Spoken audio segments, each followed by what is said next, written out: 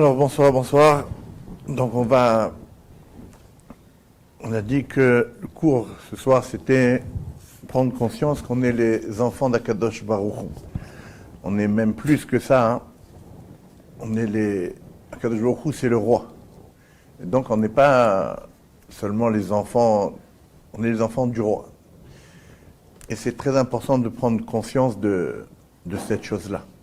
Banim atem l'Hashem Elokechem, comme ça il dit la paracha. Pour bien imager, on va commencer avec une petite histoire.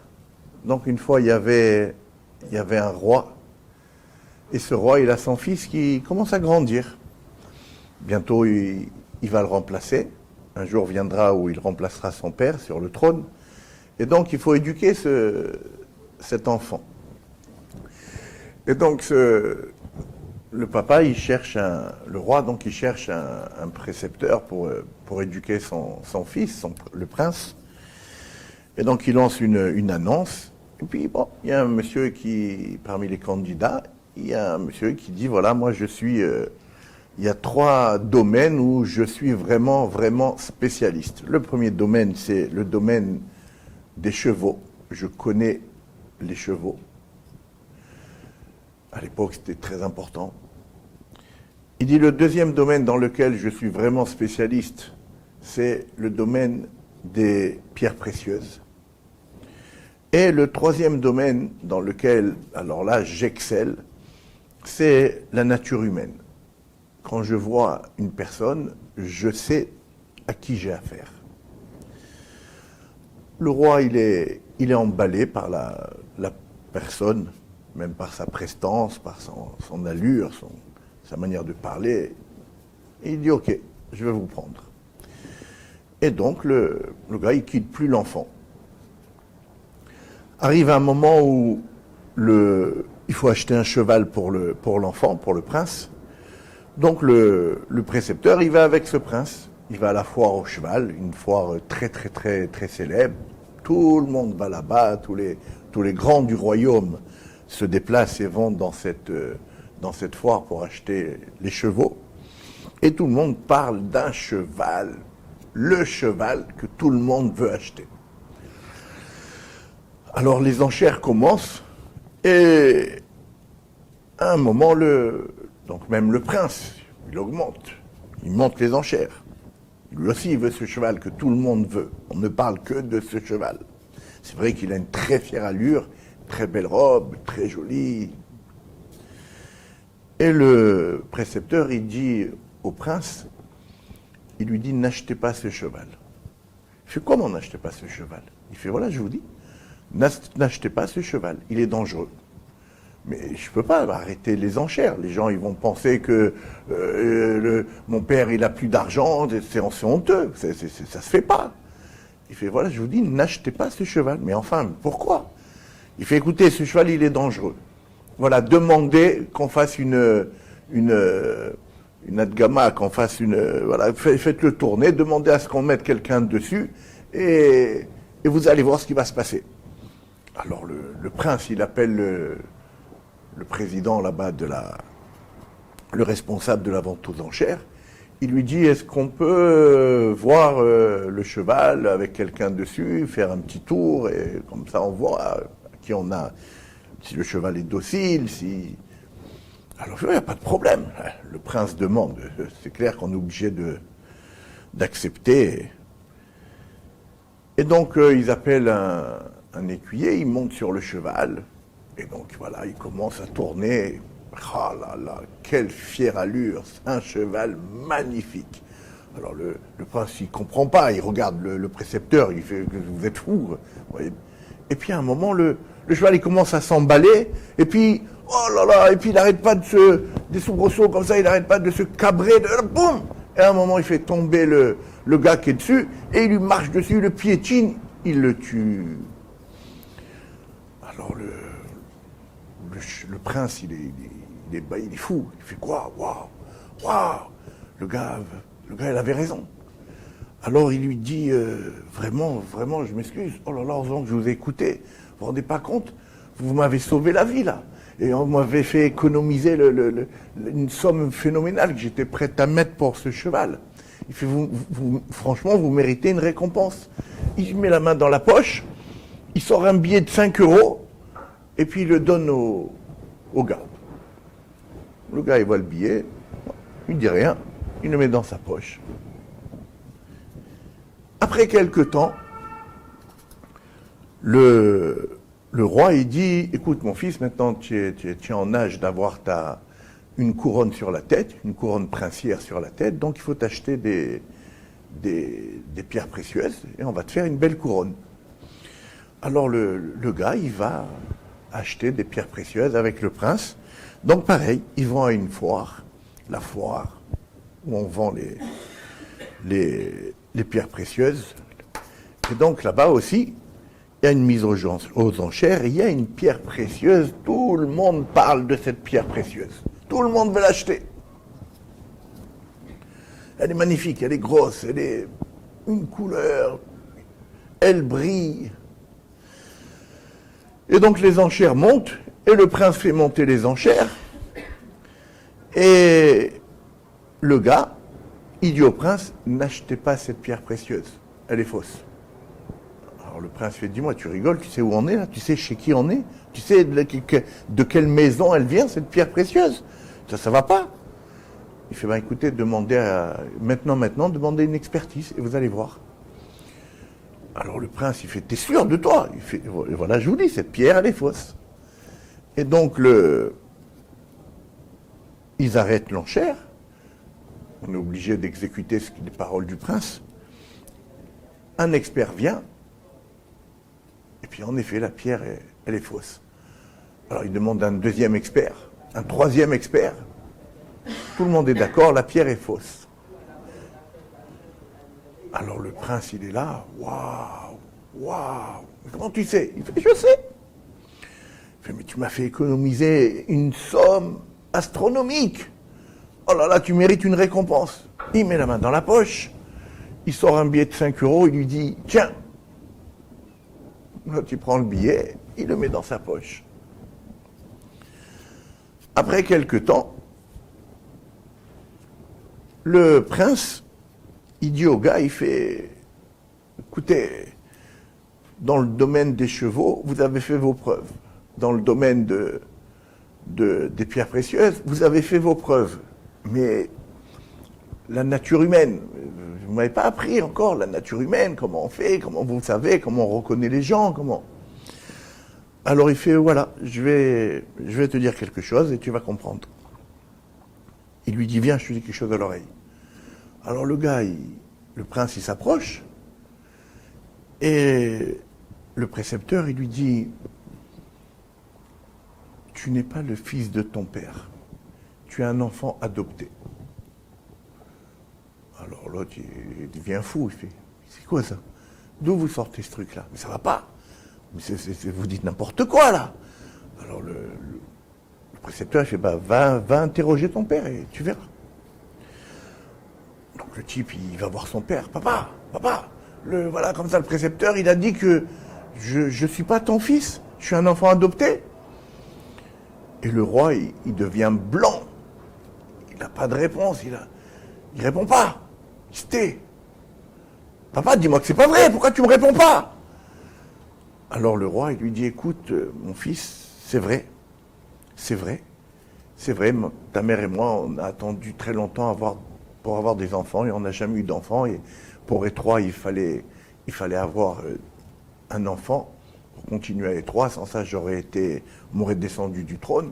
Donc on t'a adopté, mais personne ne le sait, il y a tellement longtemps maintenant, et ça s'est pas su. Personne ne le sait. On a tout fait en cachette. Comment il sait? Alors ils appellent la personne, le précepteur. Et le précepteur, il dit au prince, je vais te dire comment je sais. Je le sais parce que quand la première fois on a été à la foire au cheval et que je t'ai dit de ne pas acheter ce cheval,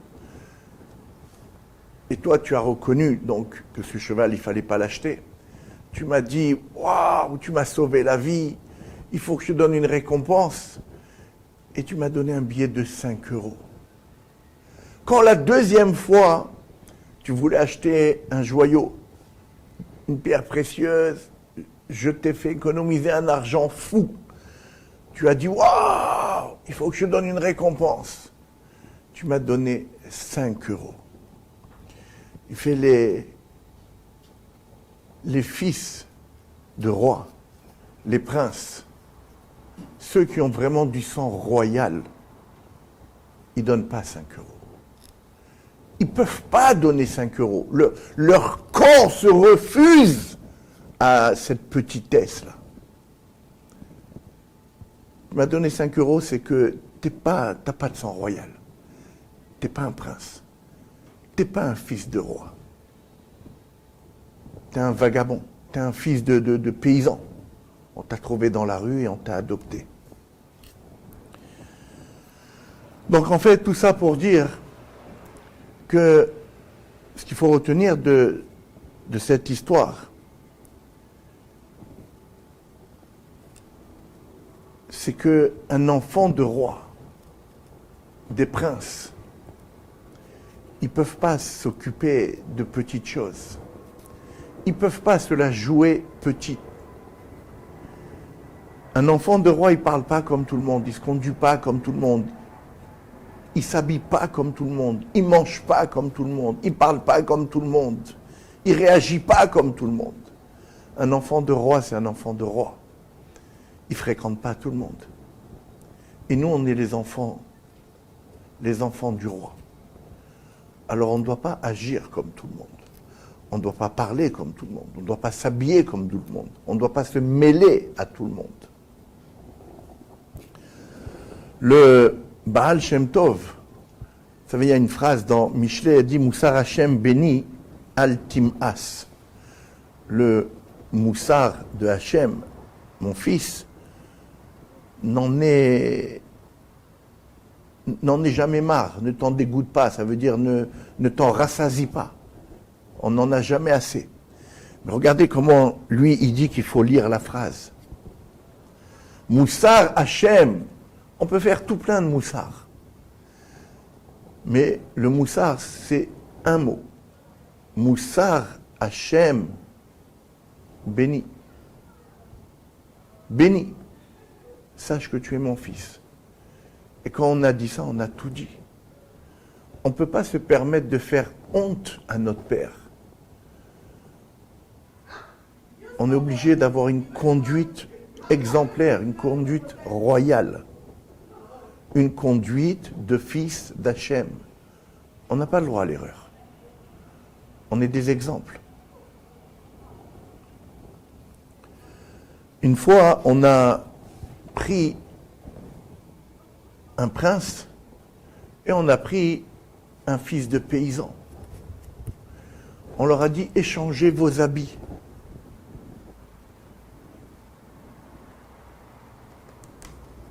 Le fils de paysan, il a mis les habits du prince. Quand on le voit, alors, on a l'impression que d'avoir affaire à un prince. On lui a jeté un ballon, il a commencé à courir dans tous les sens. Il a tapé dedans, il est tombé dans la boue, avec le costume. Et après, il s'est sali, il a fait comme ça avec sa main, il s'est essuyé son nez qui coulait avec la manche. Et il y a quelque chose qui sonne faux. Il y a quelque chose qui sonne faux. Un prince, on lui jette le ballon, et ben il se pousse. C'est pas avec les habits de roi, on ne joue pas au ballon. S'il y a une flaque de boue, et ben on la contourne, on ne marche pas dedans. Il y a une manière de se conduire quand on est fils de prince. Et le fils de prince, quand on lui a donné les habits du paysan, il n'a pas pu se résoudre à les mettre. Il les a même pas mis. C'est pas qu'il les a mis et puis il se les jouait comme un prince. Non, il n'arrivait même pas à les enfiler. Parce que c'est pas de la classe du prince que de mettre des habits de paysans. Il y a des choses qu'on ne doit même pas se résoudre à penser, à faire. On ne peut pas. On est des fils de princes.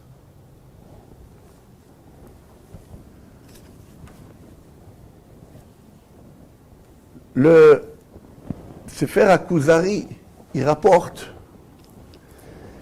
Vous savez, il y a, comme ça c'est écrit, il y a 4 niveaux. Il y a le minéral, il y a le végétal, il y a l'animal et il y a l'homme. Et il y a une différence énorme entre le minéral et le végétal. Et il y a une différence énorme entre le végétal et l'animal. Et il y a une différence énorme entre l'animal et l'homme. Et il y a une différence énorme entre le Médaber, l'homme, et le juif, le fils de prince.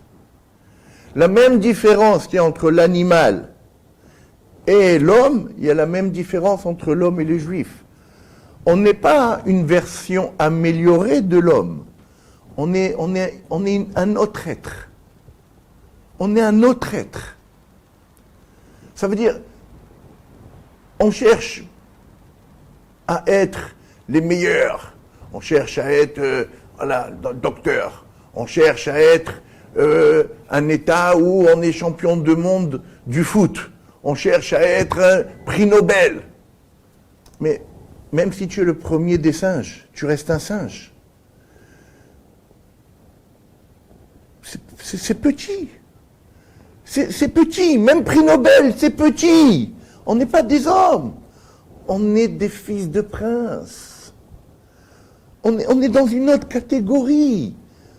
C'est petit. Prix Nobel et docteur et scientifique et premier de tout ce que vous voulez, c'est petit. On n'est pas venu pour ça. Banim atem lachem elokechem. On est venu pour bien plus que ça. Une fois, les chassidim, ils ont posé une question à leur Rav. Le tzaddik, Rabbi Aaron Mikarelin, Zatzal. Ils lui ont dit comme ça.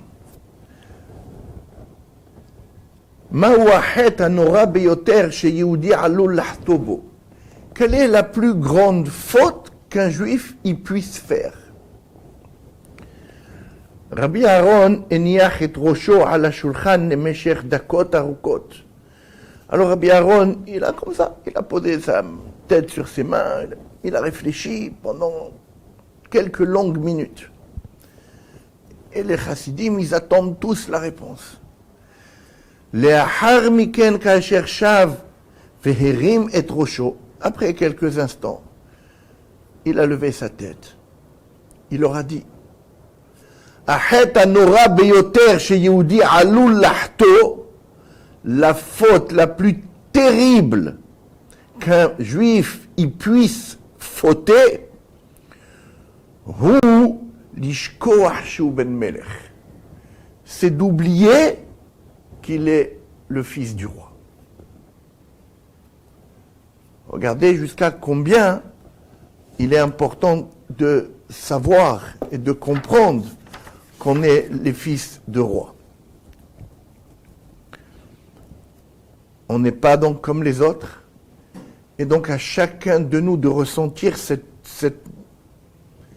chose là au plus profond de notre être.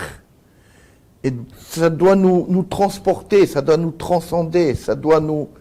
Asher Bahar Banu Mikol Am. Kadosh Baruch Hu nous a choisi, nous a... On arrive maintenant, on est dans Elul, le mois d'Elul. On est les enfants du roi. On s'est éloigné un petit peu. On a tous fauté un petit peu. Et donc là maintenant, il faut se rapprocher de papa. Le mois d'Elul, on dit Amelech Basadeh. Akadosh Baruch Hu, il descend. Il vient vers nous. C'est le moment où il faut aller vers lui, parce que lui, il vient vers nous. Voilà, jusqu'à maintenant, on était tous, on est pris dans la course de la vie. On n'a pas le temps de réfléchir sur ce qu'on fait. On sait qu'on doit retourner vers Hachem. Ok, demain, après-demain, après-demain. Et là, le mois d'Elul, c'est Hachem qui vient vers nous. Alors, faut pas le rater. Faut pas le rater. Chachamim, il donne un machal. Il dit une fois, il y avait donc un roi. Il envoie une lettre à tous les habitants du village. Il dit, voilà, tel jour, à telle heure, je viens. Tout celui qui a une demande à faire, eh ben, je serai là pour l'écouter. Alors tout le monde est là, tout le monde attend. Et puis le roi, il tarde. Il tarde à venir. Alors il y en a un qui dit, bon, écoute, moi je n'ai pas que ça à faire, je vais dormir. Alors il va dormir. Et le roi arrive. Et le roi visite tout le monde, parle avec tout le monde, prend les bacachotes de tout le monde. Et lui, il dort. Quand il se réveille, où il est le roi? Il voit le carrosse qui est parti. Et tout le monde qui se moque de lui. Tu l'as raté, espèce d'idiot, ça a été dormir. Alors, il commence à courir, et il marche, et il marche, et il marche, et il marche. Il va au palais du roi. Quand il arrive au palais du roi, alors les gardes ne le laissent même pas rentrer. Et ils lui disent, tu sais quoi? Même pas en rêve tu rentres. Le roi il est venu jusqu'à chez toi et toi tu as dormi. Donc non seulement on ne te laisse pas rentrer, mais quand bien même on a reçu des directives, que quand bien même tu envoies une lettre pour demander des choses au roi comme on fait toute l'année, ta lettre ne sera même pas traitée. Le roi il est venu chez toi et toi tu dors. Tu n'as pas honte.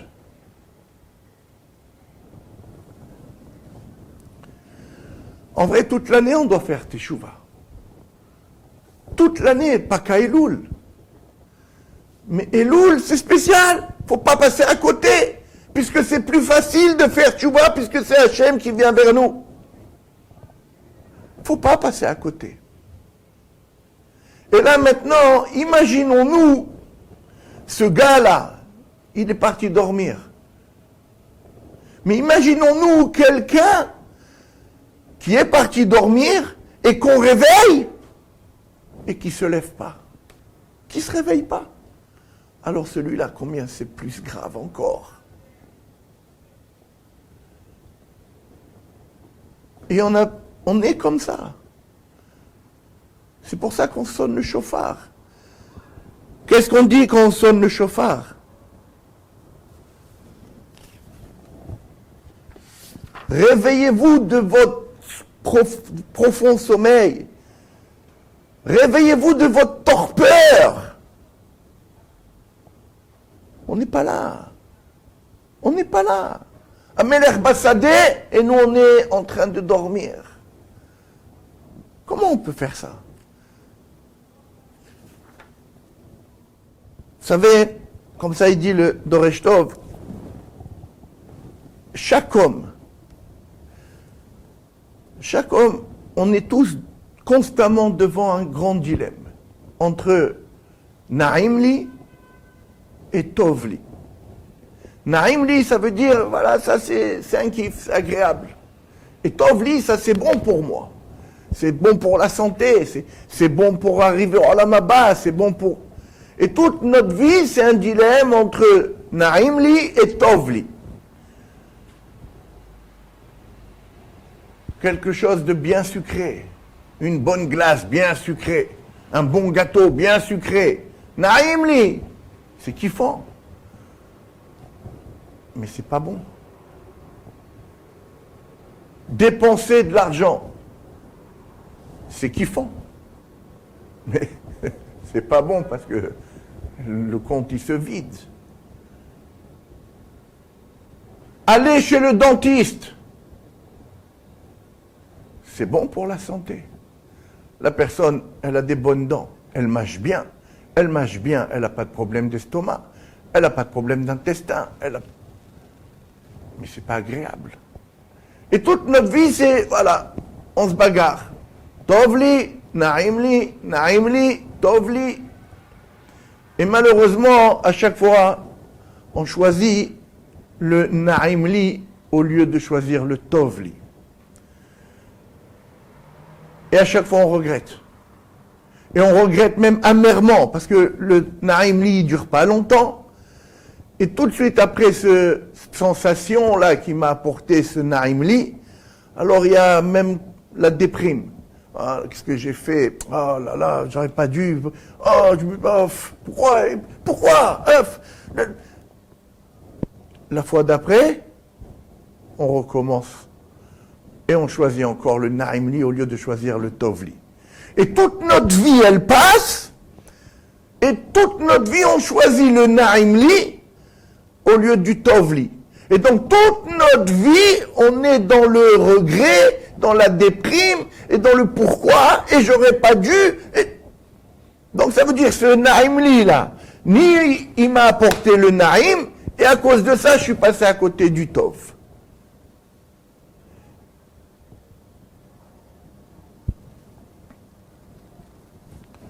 Regardez dans les mots ce qu'il dit.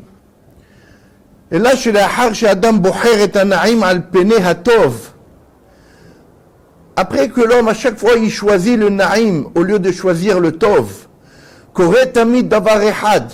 Chaque fois, il arrive la même chose. Barega shani'imut mistaleket magia tiskul. Chaque fois que la sensation d'agréable, elle passe, le type, il reste avec la déprime. Lama asiti et ze, pourquoi j'ai fait ça? Pourquoi? Car yotse chez Adam mafsid et kol hayav. Et voilà comment l'homme, il perd sa vie entière.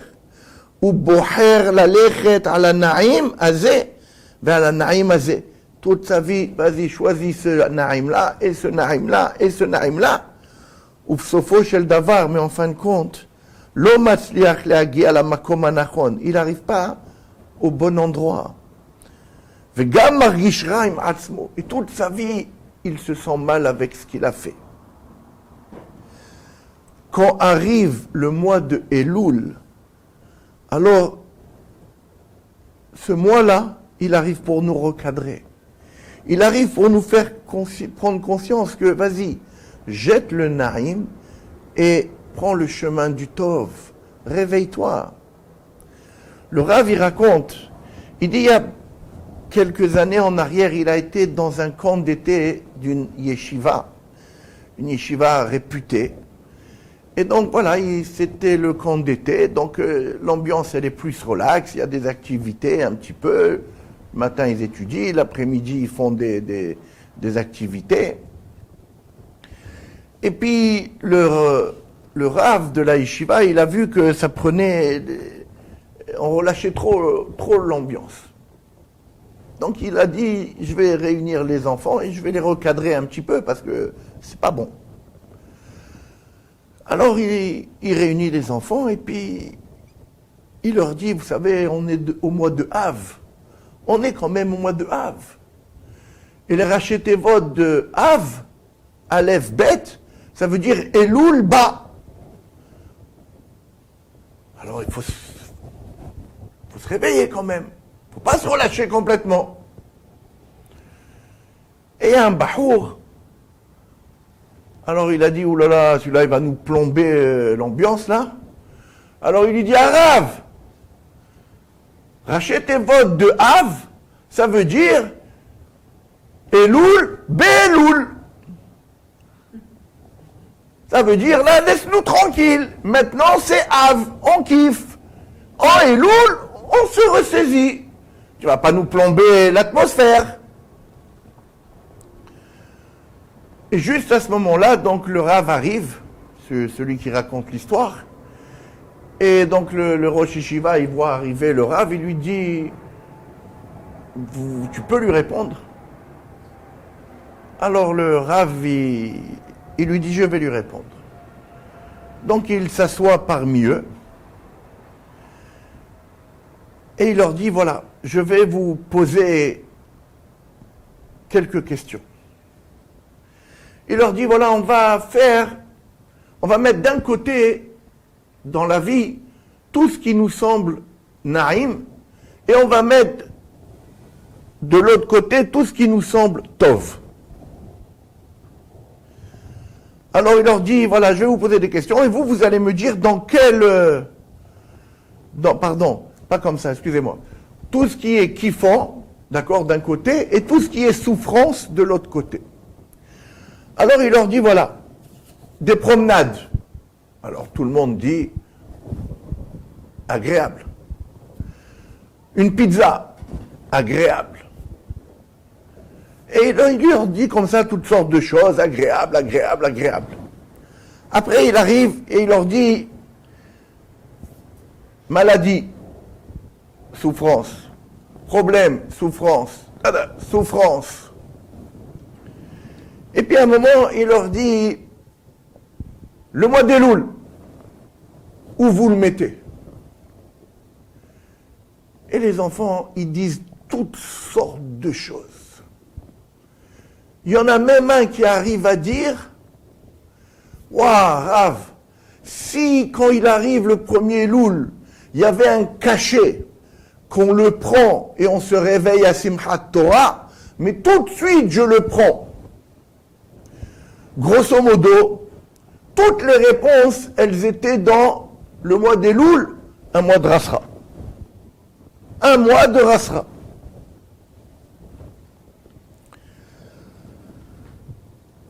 Alors le Rav, quand il entend ça, il leur dit, je vais vous raconter une histoire.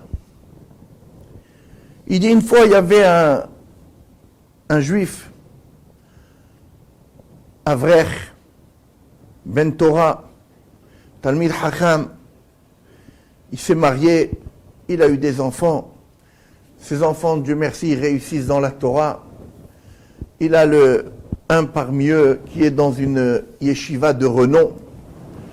Et il fait partie des meilleurs élèves de cette yeshiva, si ce n'est pas le meilleur élève. Et puis un jour, voilà, le Satan, il décide de se mêler de l'histoire. Il voit cet enfant qui réussit. Il se colle sur lui. Et doucement, doucement, doucement, doucement, doucement, doucement, cet enfant, il fait la connaissance d'un élève là-bas qui le fait descendre, qui le fait tourner. Donc, entre parenthèses, ça veut dire, c'est pour ça qu'il faut prier, prier, prier, prier, prier. Des fois, on envoie nos enfants dans les meilleurs yeshivot, on n'est pas avec eux. On n'est pas avec eux. Donc, il faut savoir, même son copain de chambre, qui c'est. Il faut poser des questions. Parce qu'un enfant, on le voit qu'une fois tous les 2 mois, ou tous les 3 mois, ou s'il est en Israël, on ne sait pas ce qui se passe. Imaginons qu'il est avec un genoun dans la chambre. Eh bien, il va faire tourner notre enfant, le halim. Et donc, c'est pour ça qu'il faut poser des questions. Et il faut surtout prier, prier, prier, prier, prier, prier, et encore prier, pour que nos enfants ne fassent pas de mauvaises rencontres. Revenons à notre histoire, donc cet enfant, il tourne. Il tourne à tel point qu'il quitte la yeshiva. Et avec 2 ou 3 copains, il va habiter à Tel Aviv. Et il laisse à la yeshiva même les tfilines. Talet et le tfilin, il les prend même pas avec lui. Le père, il devient fou. Il devient fou. Il essaye de ramener son fils. Il se demande où il est. Il va le voir. Il parle avec lui. Le fils, il ne veut même pas le recevoir. Il ne veut même pas le recevoir. Alors le Rav, il dit, ce père, il est venu me voir et il m'a demandé d'aller parler avec son fils. Il m'a donné l'adresse. Le fils, bon, il m'a reçu. J'ai parlé avec lui 4 heures, il dit le Rav. Rien à faire. Rien à faire. Mais alors, que Dieu nous préserve. le lendemain, quand le papa il me téléphone pour me demander alors comment que ça s'est passé, lui il espérait que je lui donne des bonnes nouvelles. Je ne savais même pas qu'est-ce que je vais lui dire. Alors je lui ai juste dit, je n'ai pas voulu lui raconter tout ce que son fils il m'a dit. Je lui ai dit, écoutez monsieur, il faut un miracle. Il n'y a qu'un miracle qui peut vous ramener votre fils. Et le Rav il dit, j'ai voulu le consoler.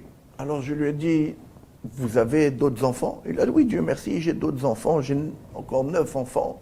Dieu merci, 5, ils sont mariés, ils ont des petits-enfants, les autres, ils sont tous en yeshiva. Dieu merci. Alors le Rav lui a dit, bon voilà, pouvez-vous consoler avec ça? Il a dit, quand j'ai dit ça, mais le gars, il s'est énervé, il a explosé de colère. Je vais lire et traduire parce que il exprime bien cette colère.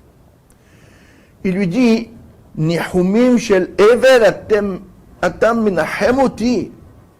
Toi, des consolations de deuil, tu essayes de me consoler.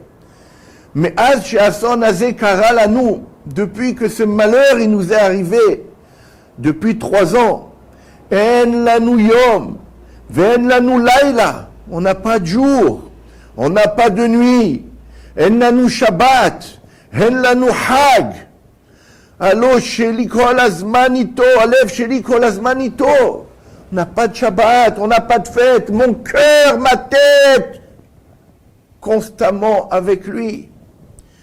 כל בוקר אני פותח את הארון וכשאני רואה את התפילין שלו אני בוכה.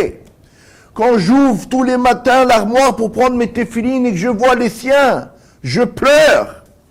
בליל שבת כשאני מקדש, le Shabbat quand je fais le kiddush, אני חושב מה קורה עם הבן שלי כעת בתל אביב, où il est mon fils, dans quelle boîte de nuit il se trouve. Vani lo misugal lehamshich, il arrête le kiddush, il peut pas le finir, il pleure. Un jour, j'ai découvert où il était, mon fils, où il habite. Je me suis rendu chez lui. Il n'a pas voulu m'ouvrir la porte. Il n'a pas voulu me recevoir. Alors, je lui ai dit, voilà, tu vois, en face de il y a un banc public, je vais m'asseoir là-bas. Je ne bouge pas de là-bas tant que tu ne descends pas me voir. Le père, il s'est installé sur le banc. Toute la journée, elle est passée. Le soir, la nuit, il a juste vu comme ça, il a bougé le rideau. Il s'est dit, il va descendre. Il n'est pas descendu. 1 jour, 2 jours, 3 jours, 4 jours, 5 jours, il est resté 1 semaine. À la fin, sa femme, elle lui a téléphoné, elle lui a dit, mais rentre, ça suffit. Il lui a dit, je suis rentré. Je suis rentré. Mon cœur, il est constamment avec lui. Et toi, tu me dis,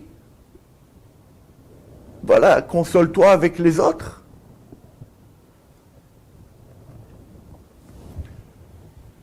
Le Rav, il continue et il dit maintenant, quand ce monsieur, il m'a raconté cette histoire, alors j'ai pensé à Akadosh Baruch Hu avec nous.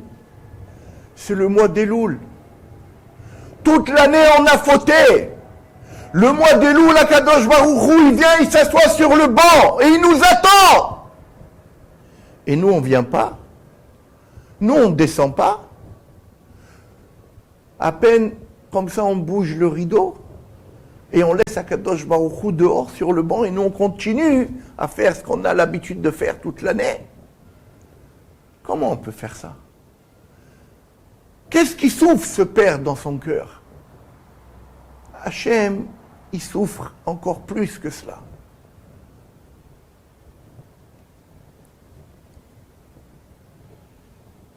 Les fautes. Maintenant, il revient pour répondre aux enfants. Les fautes que l'on fait, ça ne touche pas Hachem. De la même manière que toutes les mitzvot qu'on fait, ça ne touche pas Hachem. Il faut voir les choses autrement. Akadosh Baruch Hu, c'est notre Père. Et quand le Fils, il fait des erreurs, ça lui fait mal. De la même manière qu'un enfant qui étudie la Torah, alors il se fait du bien à lui. C'est l'enfant qui profite de la Torah qu'il est en train d'étudier. Et il apporte du bien-être à ses parents. Et si c'est le contraire, il n'étudie pas, alors c'est lui qui perd. Et ça entraîne de la peine aux parents. C'est ça qu'il faut arriver à comprendre. Chodesh Elul, eno Chodesh El Sevel. Le mois d'Elul, ce n'est pas un mois de souffrance. Et à Sevel, anu gormim le'atzmenu bemo yadenu. La souffrance, c'est nous qu'on se l'entraîne à chaque fois que l'on faute. Chodesh Elul ou Chodesh Shebo yesh lanu izdamnut leitnatek min hasevel. Au contraire, le mois d'Elul, c'est un mois où il nous est donné une occasion de nous déconnecter de la souffrance, de se rapprocher d'Hachem. Hachem, il nous tend la main. Il nous dit, voilà, je suis proche de toi. Viens, je veux que tu reviennes. Viens vers moi. Je veux que tu sortes Zakai du din. Tu vas sortir méritant du din. Viens, je vais tout faire pour toi. Viens seulement. Reviens. Chodesh Elul, c'est un mois de Rahamim. C'est un mois de bonté. Akadosh Baruch Hu, il descend vers nous. Et donc, à nous de comprendre la justesse de ce mois-là.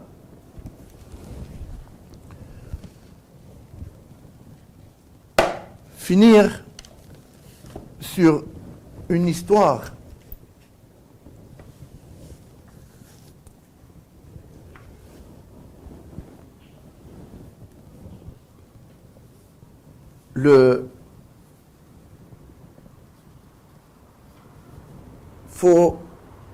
Pour pouvoir revenir vers Akadosh Baruch Hu, il faut prendre conscience qu'on a une tchouva à faire. Il faut qu'on arrive à comprendre qu'il faut se laver. Il faut enlever les fautes. On ne peut pas retourner vers Hachem en gardant nos habitudes mauvaises. Il faut vraiment enlever ce qu'on fait mal. Et là, le Maguide de Douvna, rapporté dans Sha'arei Harmon, il raconte Machal et Nimshal, il dit comme ça. Il dit une fois, il y avait un voleur, il a repéré un magasin qui marchait très très très très fort.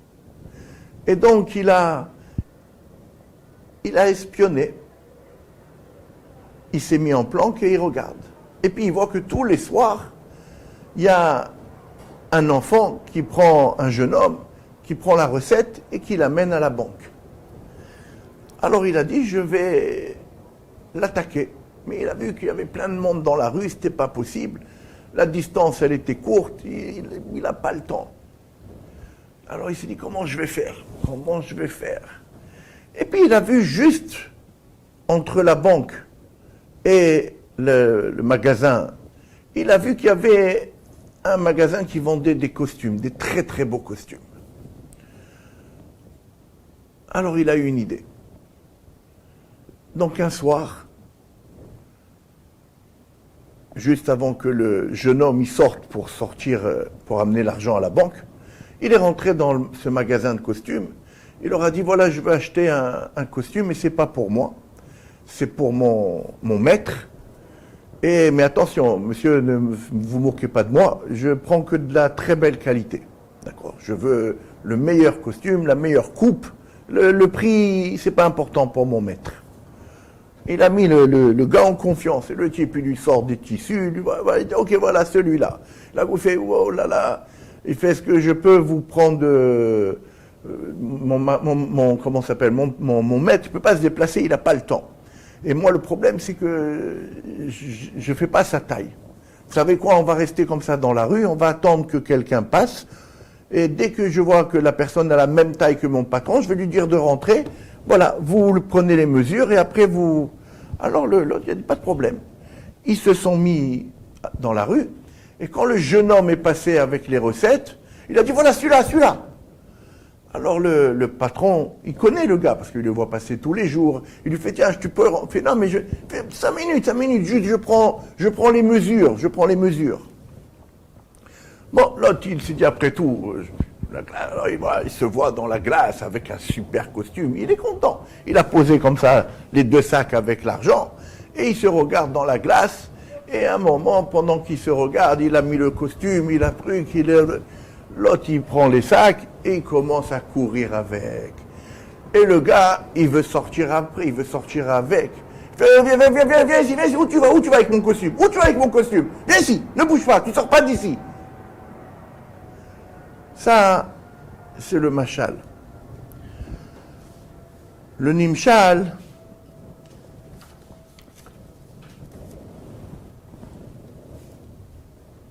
on a un travail à faire. Tous les jours, on a 2 paniers. Et dans ces paniers, il faut mettre des mitzvot. Il faut mettre dans un panier la Torah, dans l'autre panier les mitzvot. Et tous les soirs, on va et on les dépose, on met à la banque. Et il y a l'Yetzer Hara, il vient, il te dit, viens, rentre ici, rentre. Vas-y, serre-toi, fais ce que tu veux. Mais habille-toi comme tu fais. Il nous fait mettre des choses que c'est pas pour nous. C'est pas pour nous, toutes ces choses-là qui... Et nous, c'est agréable, un beau costume, un beau machin. Et alors on tombe. Alors maintenant, on peut faire tchouva. Il y a une manière de faire teshuva. Mais pour faire teshuva, comme ce gars-là qui a voulu courir après ce voleur, il n'a pas pu, parce qu'il avait sur lui le costume. Donc le tailleur, il lui a dit, reste ici, d'abord enlève le costume et après tu cours. Donc là c'est pareil. Quand il vient les jours, Yamim Noraim, Rosh Hashanah, Kippour, on veut faire teshuva. Mais si on n'a pas enlevé le costume des fautes,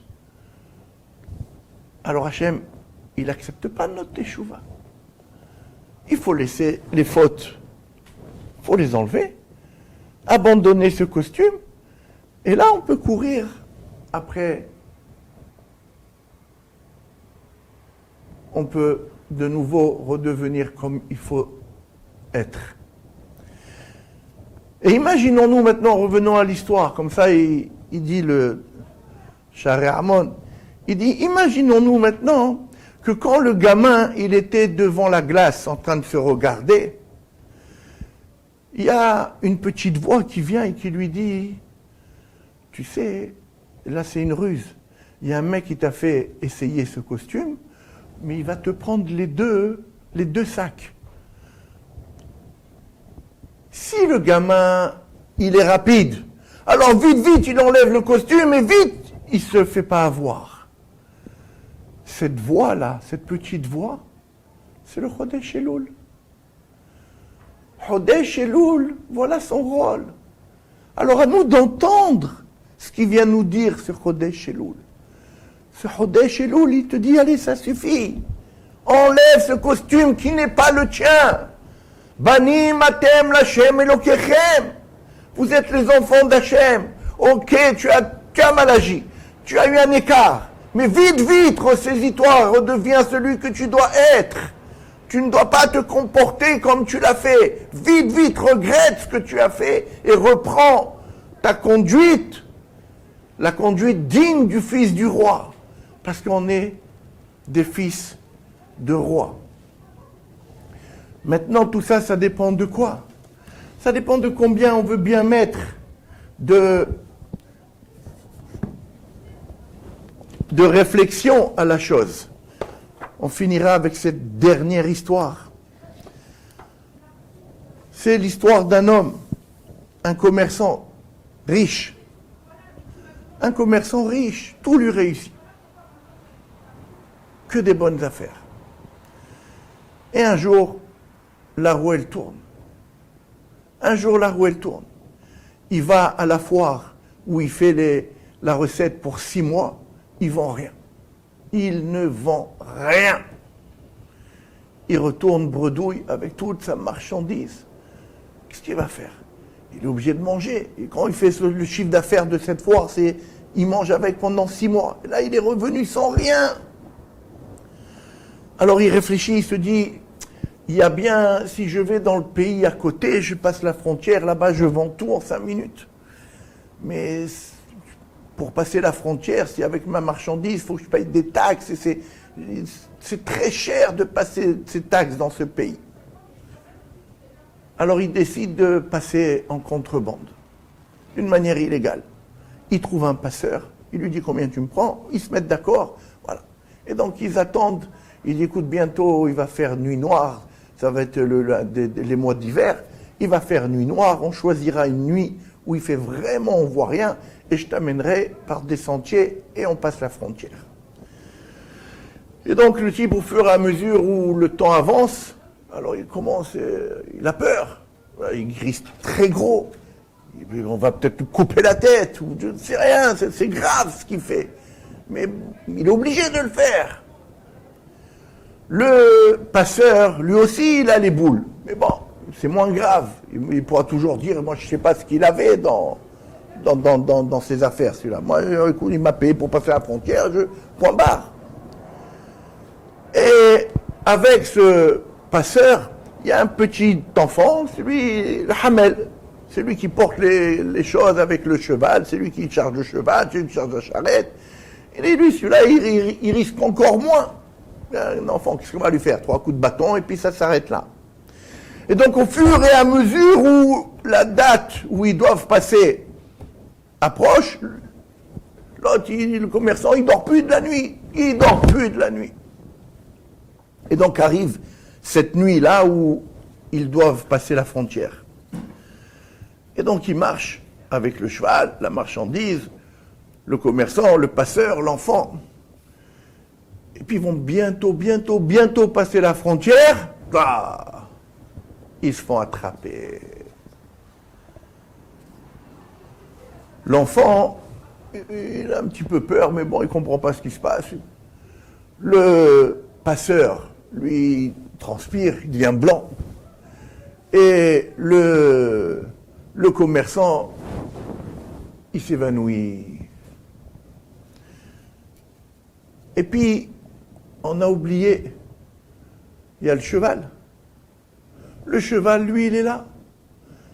Il regarde à droite, il regarde à gauche. Le cheval, lui, il est content. Il s'arrête. Il n'a plus à marcher. Il y a de l'herbe. Il peut brouter. Il est là, il est content. Il ne comprend rien de ce qui se passe. Le cheval, il est heureux.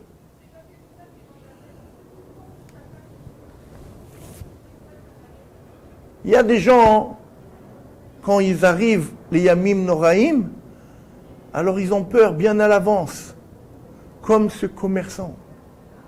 Il y a des gens, ils ont un petit peu moins peur. Il y a des gens, ils ont encore un petit peu moins peur, comme l'enfant. Et il y a ceux qui sont comme le cheval. Voilà, on va à la synagogue, on est content. Voilà, ah, celui-là, il a une belle voix. Ah, celui-là, il a changé son costume. Il y a ceux qui ne comprennent pas ce qui se passe. Comment on peut faire tchouva si on ne comprend pas ce qui se passe?